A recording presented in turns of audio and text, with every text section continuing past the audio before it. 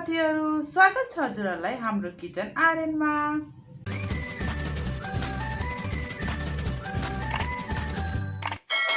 आज मैले मुला र गोलभेडाको अचारको रेसिपी लिएर आएकी छु। देख्न सक्नुहुन्छ कति डेलिसियस देखिएको छ। हामीहरूले यसलाई जाडोको महिनामा बनाएर खान सक्छौं। एकदमै मिठो हुन्छ र हामी सबैलाई यो मन पर्ने गर्दछ र छिटो पनि पाक्दछ। ल आउनुस् अब सुरु गरौँ है त। एउटा प्यान मैले हिट गर्न राखिसकेको छु। यसमा तेल हालेँ, त्यसै गरी मेथी हल्का ब्राउन भइसकेपछि मैले जिरा हालेँ। जिरा फुराइसकेपछि मैले खुर्सानी हालेँ, त्यसै गरी प्याज। हजुरहरूले खुर्सानी हजुरहरूलाई जतिको पिरो मनपर्छ त्यति हाल्न सक्नुहुन्छ। अब मैले यसमा हल्दी, मसला र रातो धुलो खुर्सानी हालेँ। हजुरहरूले यसलाई पहिला पनि हाल्न सक्नुहुन्छ र पछि पनि हाले हुन्छ। हल्का भुटे मैले यसलाई। त्यसपछि मैले यसमा गोलभेडा हालेँ। गोलभेडा अलि हामीले बढी नै हाल्नुपर्छ। त्यसै गरी हामीले गोलभेडामा नुन हाल्यौँ। नुन हाल्नाले हाम्रो गोलभेडा छिटो गल्छ। अब हामीले यसलाई छोपेर पकाउँछौँ।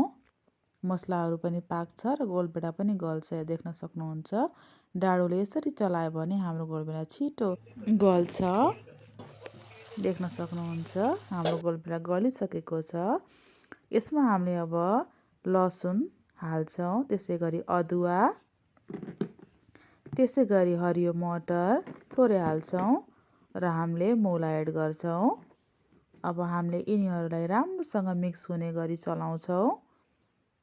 देख्न सक्नुहुन्छ मैले चलाइरहेको छु। अब यसलाई हामीले राम्रोसँग मिक्स गरेपछि अब छोप्दै पकाउनु पर्ने हुन्छ। यो लगभग पाकिसक्यो। मैले यसमा गरम मसला एड गरेँ। यो अप्सनल हो।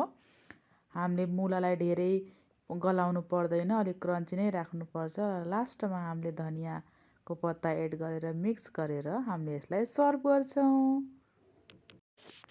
देख्न सक्नुहुन्छ मैले सर्भ गर्दैछु। हजुरहरूले यसलाई अलि जुसी पनि राख्न सक्नुहुन्छ। यो हजुरहरूको इच्छा हो, हजुरहरूले जुसी राख्नुहुन्छ कि यसरी सुक्खा खानुहुन्छ। हजुरलाई जसरी मनपर्छ त्यसरी पकाउनु होला र एकचोटि अवश्य ट्राई गर्नुहोला। हजुरहरूलाई यो रेसिपी कस्तो लाग्यो आफ्नो प्रतिक्रिया अवश्य दिनुहोला।